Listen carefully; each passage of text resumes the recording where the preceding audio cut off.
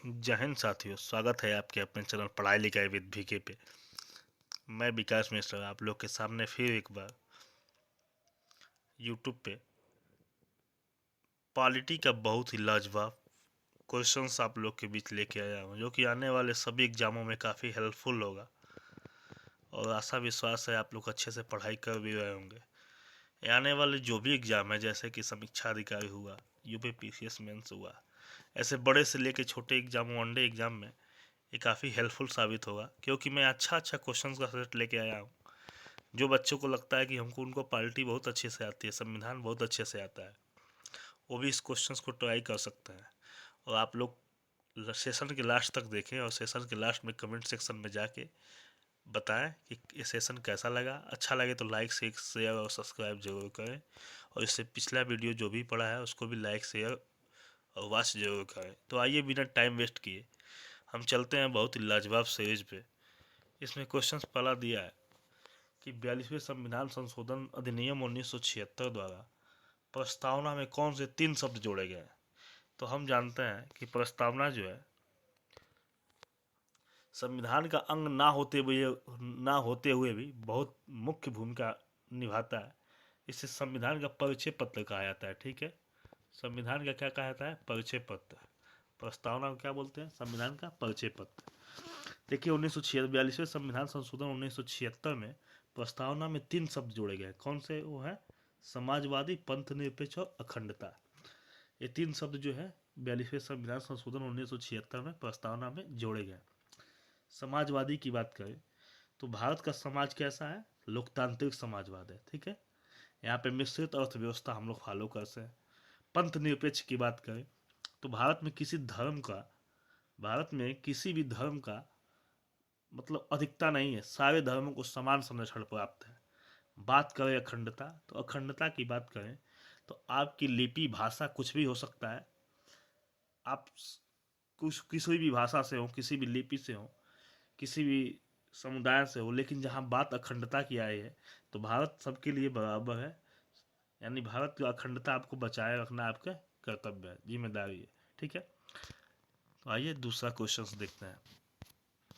दूसरा क्वेश्चन दिया है कि निम्नलिखित में से कौन से सरकार की संसदीय और अध्यक्षीय प्रणाली के बीच का आधार है, अंतर का आधार है। तो न्यायिक समीक्षा की शक्ति, राष्ट्रपति या राज्य के प्रमुख के चुनाव की विधि, कानून बनाने में विधायी सर्वोच्चता, विधायिका और कार्यपालिका के बीच संबंध। तो दिया संसदीय और अध्यक्षीय। तो बात करें संसदीय और अध्यक्षीय, तो अगर संसदीय और अध्यक्षीय की बात करें तो बीच अंतर का आधार क्या है? विधायिका और कार्यपालिका के बीच संबंध।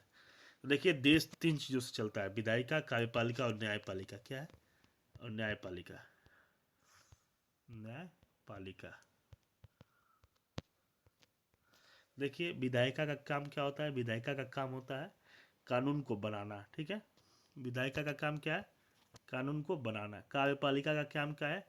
कानून को लागू करना। और न्यायपालिका का काम क्या है? उसकी समीक्षा करना कि कानून सही है कि नहीं है। अगर कोई कानून विधायिका बनाती है, कार्यपालिका उसको लागू करती है, और न्याय अगर वो जो भी कानून बनाया गया उसको कोई फॉलो नहीं करता है तो न्यायपालिका उसको लागू करवाती है। एक तरह से देखें तो विधायिका क्या करती है? विधायिका कानून बनाती है, कार्यपालिका उसको लागू करती है, और न्यायपालिका उसकी समीक्षा करती है, जैसे हाई कोर्ट हो गया, सुप्रीम कोर्ट हो गया। ठीक है, आइए अगला क्वेश्चन देखते हैं। देखिए जो भी क्वेश्चन लाए आप लोग भी इसका जवाब दे सकते हैं। दिया है कि निम्नलिखित में से कौन सी एक भारतीय संविधान की एकात्मक विशेषता है। तो एकात्मक विशेषता मतलब देखिए इसमें क्या है? शक्ति का विवरण, शक्ति का विवरण, लिखित संविधान, कठोरता, एकल नागरिकता। तो एकात्मक की बात जब की है तो एकात्मक विशेषता क्या है? एकल नागरिकता। जो नागरिकता कहाँ से ली गई है? नागरिकता ली गई है ब्रिटेन से। कहाँ से ली गई है? ब्रिटेन से। तो एकल नागरिकता, यहाँ पे एकल नागरिकता का मतलब ये हुआ कि ये नहीं है कि संघ का जो है, यानी संघ का नागरिकता अलग रहेगा और राज्य का नागरिकता क्या होगा?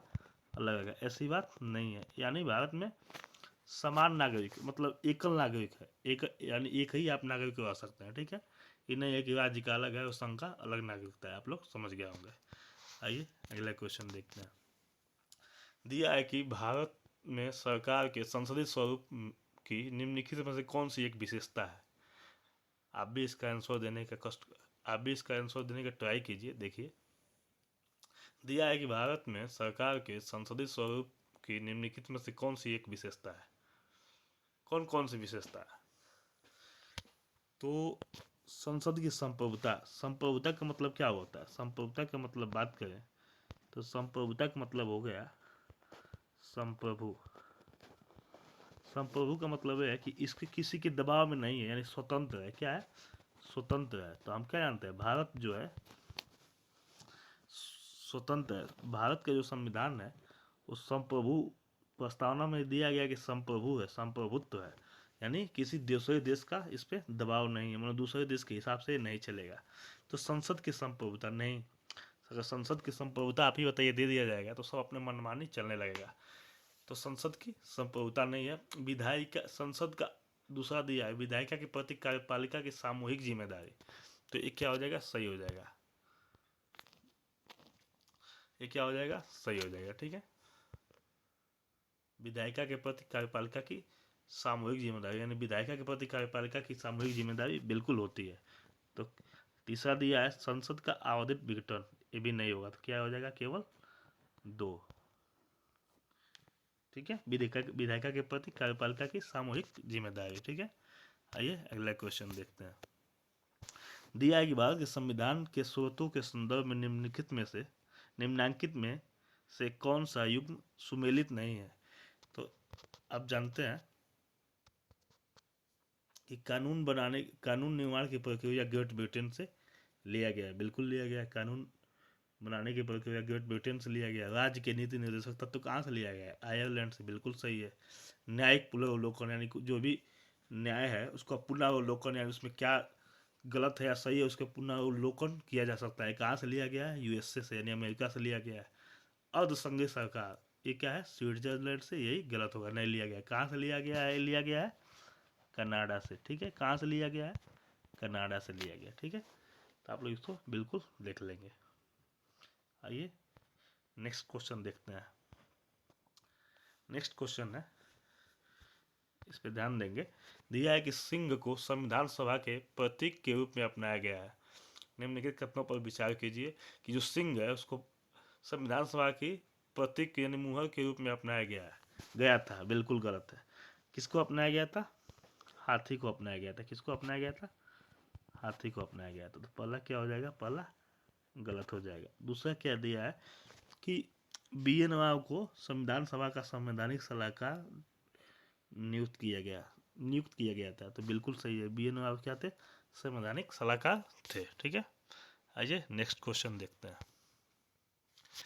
दिया है कि भारतीय संघवाद को सहकारी संघवाद किसने कहा था? तो भारतीय संघवाद को सहकारी संघवाद किसने कहा था? तो बात करें किसने कहा था, तो Morris Jones, Ivor Jennings, B R Ambedkar, Granville Austin. तो किसने कहा था? ग्रेनविल ऑस्टिन ने कहा था। ठीक है, आइए नेक्स्ट क्वेश्चन देखते हैं। दिया है कि निम्नलिखित प्रश्नों का मिलान कीजिए। संविधान सभा समिति है, उसके बगल में अध्यक्ष दिया है सूची 2 में, तो इसको मिलान करना है। तो ये सब ट्रिक है।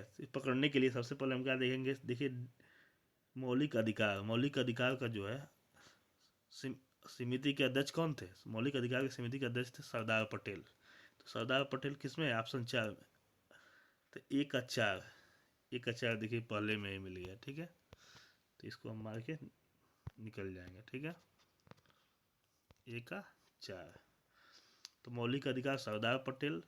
बी का तीसरा संचालन समिति डॉक्टर राजेंद्र प्रसाद। संघ शक्तियाँ, सी का दूसरा जवाहरलाल नेहरू। अपरारूप समिति का बी आर अम्बेडकर।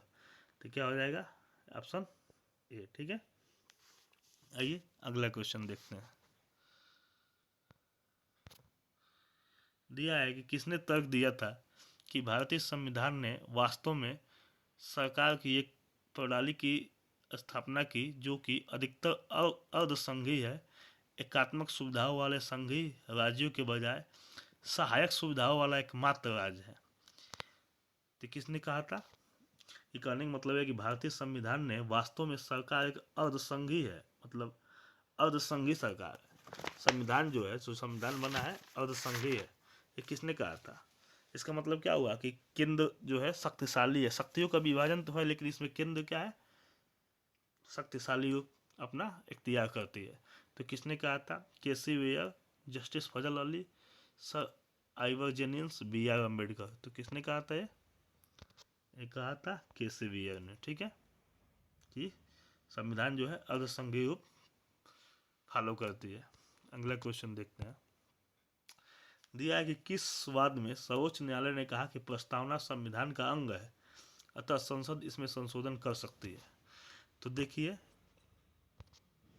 बेरूबाई बनाम भारत संघ, केशवानंद भारती बनाम भारत संघ, यूनियन बैंक ऑफ इंडिया बनाम मदन गोपाल, उपयुक्त में से कोई नहीं। तो आप लोग क्वेश्चन का आंसर देने की कोशिश कीजिए। तो दिया है कि सर्वोच्च न्यायालय ने कहा कि प्रस्तावना संविधान का अंग है, संसद इसमें संशोधन कर सकती है। तो किसमें कहा गया है? केशवानंद भारती केस में ये कहा गया है कि आर्टिकल 368 है, आर्टिकल 368 में संविधान संशोधन कहा गया है कि आर्टिकल 368 के तहत संशोधन तो हो सकता है, ठीक है, लेकिन मूल ढांचे में संशोधन नहीं किया जा सकता है। मूल ढांचे में संशोधन नहीं किया जा सकता है, ठीक है, मूल ढांचे में संशोधन नहीं किया जा सकता है। केशवानंद भारती केस में कहा गया था। आइए अगला क्वेश्चन देखते हैं। दिया है निम्नलिखित में कौन सा देश अप्रत्यक्ष लोकतंत्र का पालन करता है? अप्रत्यक्ष लोकतंत्र का पालन कौन सा देश करता है? ये बहुत ही लाजवाब क्वेश्चन है, तो इसको आप लोग कमेंट सेक्शन में बताइएगा, ठीक है। आइए अगला क्वेश्चन देखते हैं। दिया है कि संविधान सभा के राज्य समिति के अध्यक्ष कौन थे? संविधान सभा के राज्य समिति के अध्यक्ष कौन थे? तो बताइए कौन थे? तो संविधान सभा के राज्य समिति के अध्यक्ष जवाहरलाल नेहरू थे, ठीक है। आइए अगला क्वेश्चन देखते हैं।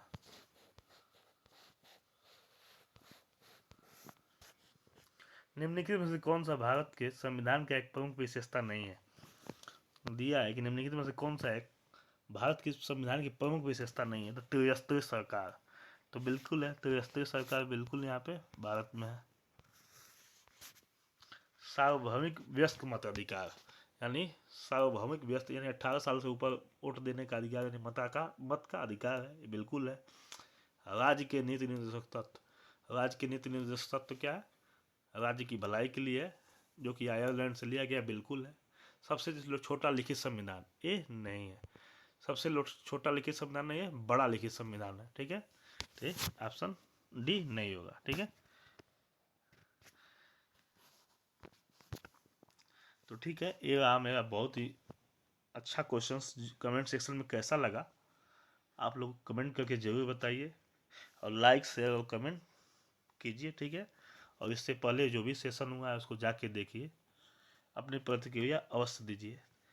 मिलते हैं अगले वीडियो में, तब तक के लिए जय हिंद।